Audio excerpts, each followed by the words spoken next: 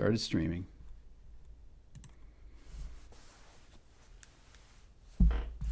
What's up, everyone?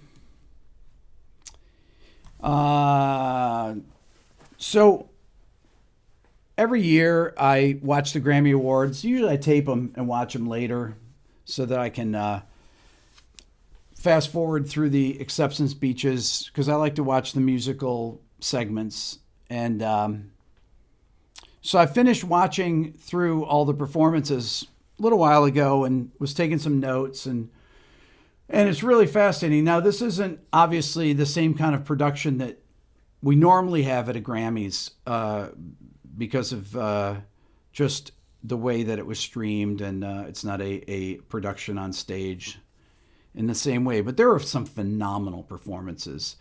And I always think to myself, I'm a person that does this for a living and can usually tell when something is lip synced, but some people are incredibly good lip syncers, and some of the performances are obviously real. Now, how do you tell what is real and what is lip synced? Because this is always fascinating to me. Okay, so when I was listening to Post Malone, I thought his performance was great, and it sounded like he was singing. It really did. I listen for things like popping of peas, right? Because that is something that obviously wouldn't be in a recording. And it probably wouldn't even be in a re-recording because you have a few different ways that you can do this. You can either sing to the original recording. You can go into the studio, do a live version that you lip sync to, so it's not the exact version on the actual record. Or you can sing it live. Now, Bruno Mars, the performance that he did was unbelievable. It was the Leave the Door Open. It was amazing. But as I'm watching, I'm thinking to myself, is it possible that he's singing this live? It looks live and it sounds amazing. And another thing is, typically when people hold the mic further away from their mouth, that they're really singing, because that is a natural reaction. When you are singing loud, you'll typically, most singers will, it doesn't matter what genre of music is, will pull the mic away from them on loud notes. It's just natural because it's your way of regulating the volume of it, where you don't have to rely on the mixing engineer that's doing the live mix, okay? And that was really incredible. If they were lip syncing in that, it was really amazing. Okay. Now the Dua Lipa with DaBaby on Levitating. Now, DaBaby was definitely rapping with it. You could tell. That's nothing that you could fake. There are certain things that it's too logical to do. You know, if you're going to do that, you would never lip sync something like that, typically with a rap, unless there's some type of dancing involved. Pretty much all the dance numbers were lip synced, okay? You can't really dance and sing at the same time. It's very, very difficult to do that, all right? So most dance numbers that are done are not sung live. Okay, and once again, I'm fascinated by this. Billie Eilish was definitely singing live, it seemed like to me, and she sounded amazing on it. Harry Styles was definitely singing live, for sure. A lot of the ways other things that I look at are the in-ear monitors, how they look. You can tell if the person, once again, is working the mic. He was working the mic a lot when he was singing. You could tell he was listening to his pitch. What else? Miranda Lambert was definitely singing Bluebird live. Maren Morris, The Bones with John Mayer, she was singing live. Obviously, John Mayer played a live guitar solo, which to me was great because it was nice to actually see a guitar solo in the performance. But I found it that it's I was actually surprised there was as much live singing as there was, because many times on these award shows that there's so much lip syncing gone on, or it's after version tracks that are lip synced, but they're actually re-sung, so they're not exactly the same as the original. But I find that with the Grammy Awards, that, you know, a lot of times it's that it's not that interesting to me because of that, because there's so little live performance. If you go back, you know, 20 years or so, when there was a lot more instruments that had actual bands and things like that, you would have more live performance. It's harder to fake with drums and things like that. But I thought there was some great live singing. And it made me think about something for the coming, when people start going out and playing concerts again. For example, has technology made music less interesting, right? And what I mean by that is, for example, let's take in-ear monitors, okay? When you see in-ear monitors, they're the things, when artists turn to the side, you'll see these things that are molded in their ears, and you'll typically see you'll see the wires going out over their ears if their hair is short enough, okay?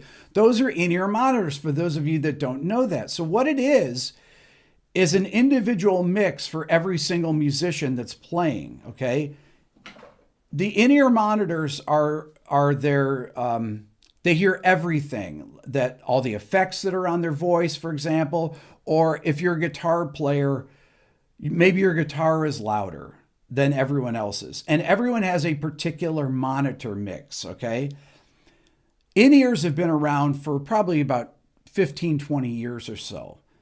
They fit in so snugly because they make forms with your ears, and they're so snugly put in your ears that you cannot hear the audience. Now, this isn't the case last night. I'm thinking like in the future. So one of the things that I've found going to live performances over the last, 15 years or so, is a lot of times there's not as much of a connection between the singer, for example, and the audience or the performers because of in-ears.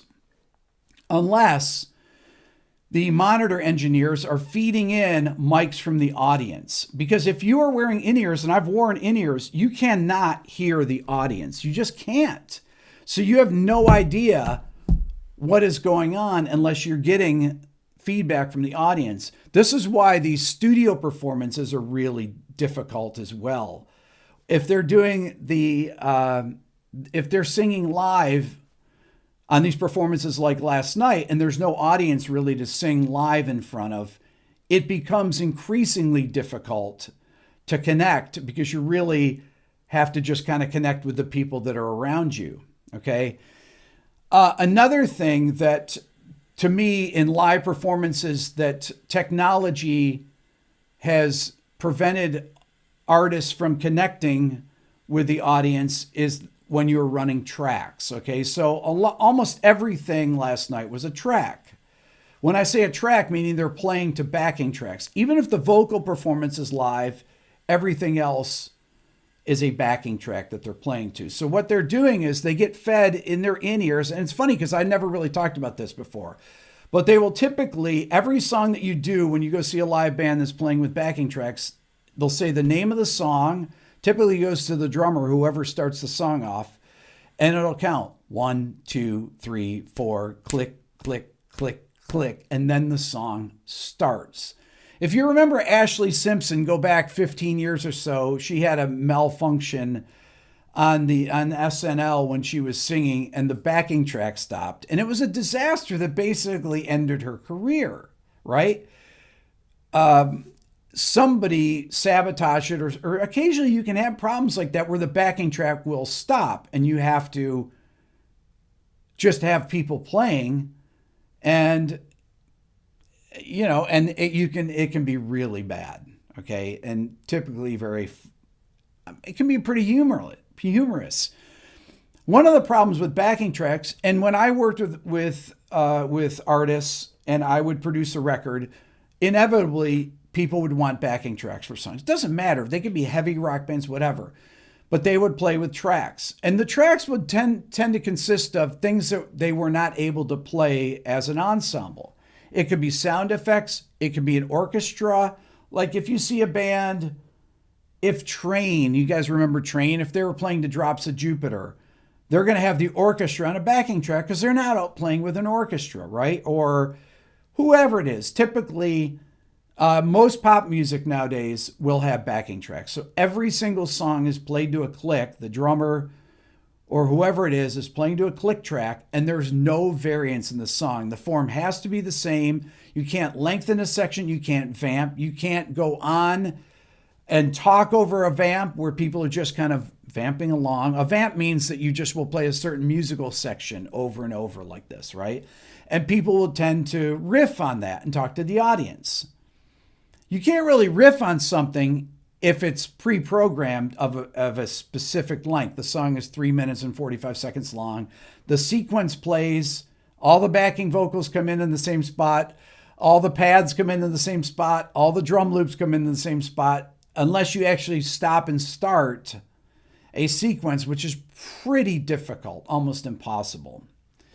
And one of the things to me that makes performances interesting, live performance, is the uniqueness of it, okay?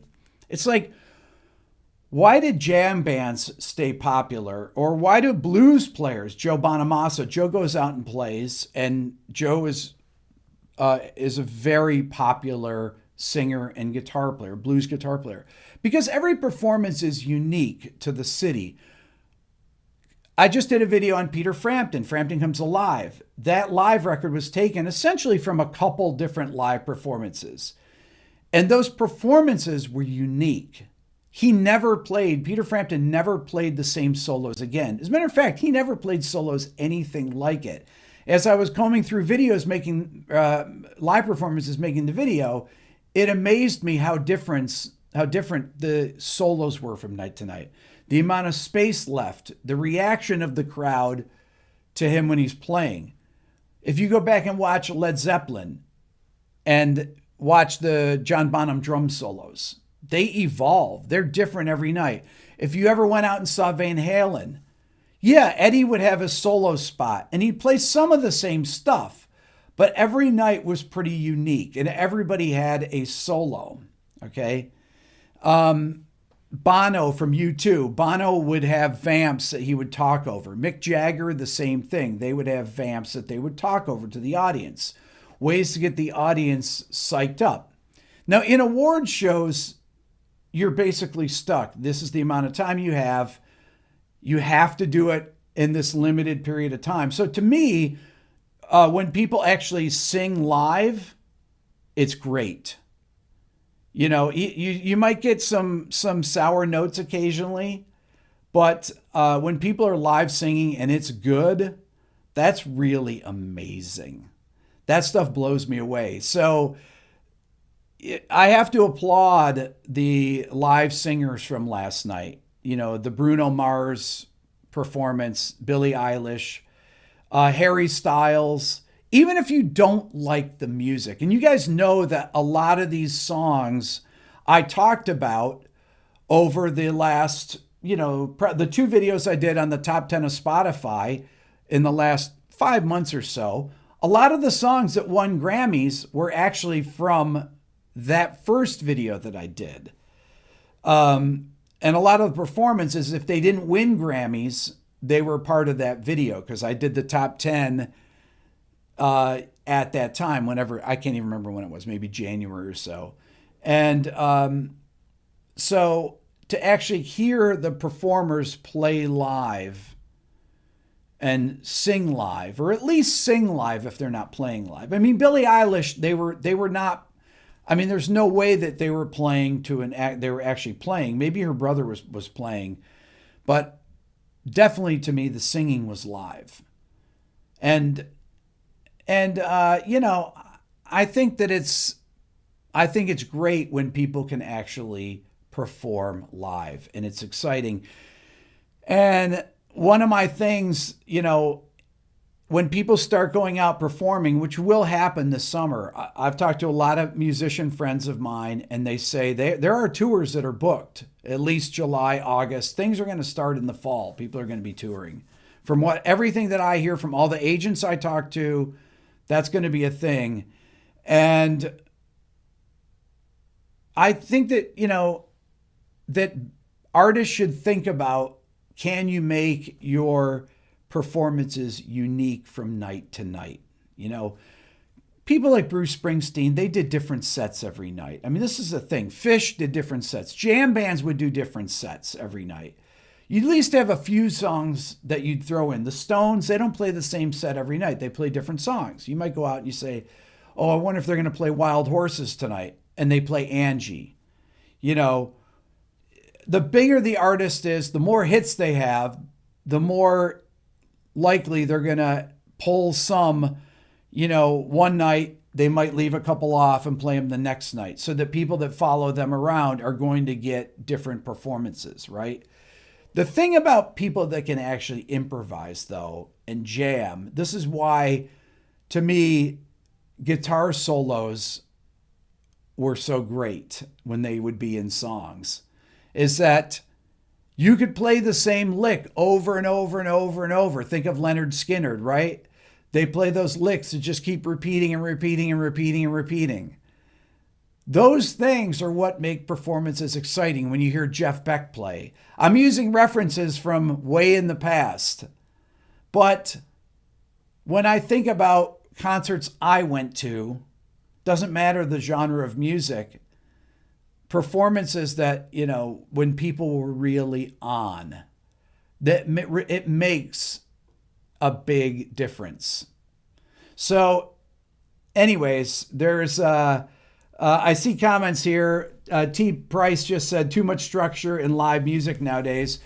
Well, that's the thing. Technology, the good and bad of it, the good thing of technology is it not only makes people that may not have the background in engineering, in mixing, things like that. I know how to record guitar sounds because I grew up, or I learned as a producer how to record guitar sounds. I have real guitar amps. I know how to mic them and make them sound right. But you know what?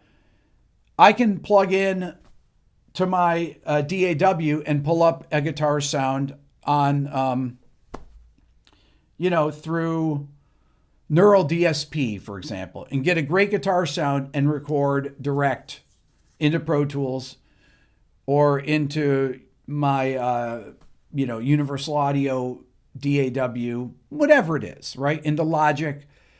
And I don't have to know how to mic a guitar amp. I don't need the mic priest to do it. I don't need any of that stuff to do it, right? So on one hand, technology takes the skills that I've used, that I've learned, and you don't necessarily need to have those to get a great sound. Is it a unique sound? Well, that's really the thing. Maybe it's not a unique sound. Maybe everybody's using those same algorithms to get their guitar sound. So everybody's guitar sounds kind of are similar. And it's just the effects that change from person to person, or whatever people play, or whatever people sing. This is the other thing when I talk about auto-tune. Auto-tune, because everyone uses it. If you sing the note C and it's auto-tuned, it's always the same C. Yes, your timbre may be different, but half of it is auto-tune. Auto-tune makes it sound like it is. So these are the downsides. Yeah, auto-tune can make my terrible voice kind of be in tune, although auto-tune really would have to work hard to get my voice in tune. I can hear the pitch in my head really well, but it just doesn't come out right, okay? Those are the downsides of technology. And technology, where it's not controlling the performance, right down to, a drummer may say to me, oh, yeah, I don't play to backing tracks, but I play to a click track on every song. And I'm like, well, why do you play to a click track? Just feel the song. Maybe the song needs to go faster some nights because the audience needs that energy, right? Sometimes the audience needs the energy of that live performance, and it needs the thing to be a little bit faster. I think that YouTube is freaking out here. Okay, I just paused for 1 second here. Billy, is it pausing here? No, it's going all right. Okay. Okay, so that may be maybe a thing that that you want to try differently when you go out and play live. A lot of people I know have their Axe effects programmed where they play guitar and all of their pedal changes are already done because they're playing the tracks, right? So when it comes to the guitar solo, that goes to their lead sound. When it goes to the rhythm thing, and every single sound of their entire set is played off a MIDI track, okay? So they'll have a laptop off stage, they'll start their set, it's in a particular order, every song is the same tempo. Every time it switches to a new section, all of their sounds change for the whole band. And most people do this. Now, there's nothing preventing these bands from having their Axe effects with all the effects controlled from the foot pedal. It has a foot controller. The Helix has a foot controller. You can do the same thing and program your sounds to do that and actually play them live where you're not playing with a backing track, where there's no other tracks coming in. This is just something to me that that is interesting when I go see an artist play, and something that has been I think missing from a lot of live music over the last 10 years or so is the uniqueness of it, you know? And the same thing goes with recorded music. Does auto-tune, how does that affect what you're doing? Does it make you unique? I think if you sing without it, it makes you unique. If your voice doesn't touch that plugin at all, once your voice touches auto-tune and it pushes that note to the right, to the grid, once somebody beat detects your drum part, if you're a drummer, it's one thing if you're playing to a track, right, that's already pre-programmed. Everybody assumes that songs just never vary in tempo because pretty much every song that you listen to on the radio, on Spotify, if it's in the top of the charts, it never varies in tempo. Tempo variation is a thing of the past, or a thing of indie rock music. But not even all indie rock music is varied in tempo. If it's played with a drum machine or any type of drum sounds, then it never varies tempo.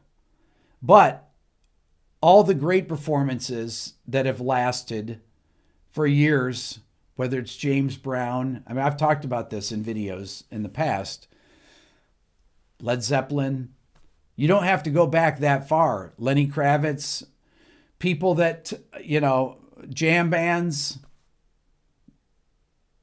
performances that have life to them, that are not on the grid and that have variation, are ones that, to me, have the best chance of standing the test of time. So anyways, these are just things I've been thinking about after watching the Grammys. I think that this is something important.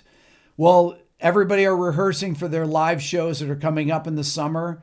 Try to make performances that are unique. There's one other thing that I remembered. When I interviewed Peter Frampton in 2018, I asked him for a specific thing that I didn't actually ask him in my newest interview. This relates to my episode 100 of What Makes a Song Great that I just put out last week. There was a song, Lines on My Face, that's my favorite song of his. And if you listen to the album version, we're going way back in the early 70s. It's an acoustic song. And then his live version is an electric guitar song that has a completely different structure to it. It's the same chords.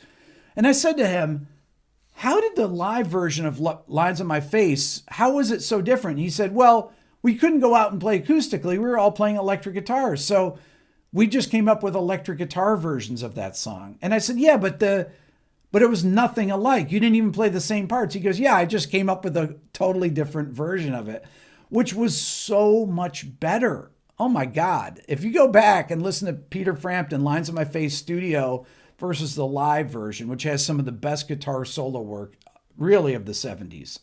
Of all time, I think. There's 6 guitar solos in this song, and it's phenomenal. And it's unique because I saw Lines in My Face, and I've watched other live performances of it. And he never played anything like that one performance. And I'm glad that that performance is the one that made it to the record, even though I probably would have gotten used to any performance that he did. So kudos to the people that sang live last night. It's really important. Really important. Very cool. So that's my Grammy wrap up here. I just wanted to come on and talk about it. Everybody always talks about it the day after. I needed to fast forward through all the acceptance things and stuff and go watch the performances. But there was a lot of people, way more people were actually singing with live tracks or with backing tracks at least than usually happen. And that's really cool. So, and by the way, Little Rich, somebody asked, was asking about Bruno Mars's performance. The leisure suits they were wearing were phenomenal. That was amazing. Anyways, you guys are great. You want to support the channel? I see all these really great. Thank you to all the super chats here. Let me quickly answer them. Like your breakdowns of the music. Keep it up. Rich says, let's see. I got Kay says, hoping to see the resurgence of less refined music. Might be tired of the sounds. Punk rock is responsible for Reno rock. Billie Eilish is responsible for the huge vocals popular 2000s. Let's see here. We got Mindstorm 10. You are amazing. Oh, thank you very much. Very cool. Billy, what did I miss? There's some other super chats I missed, right? Yeah, they're really far back. Really far back. All the super chats. I can't rewind. I'm sorry about that. Thank you to all the super chats. You guys are so great. I mean, it means so much. Supports the channel.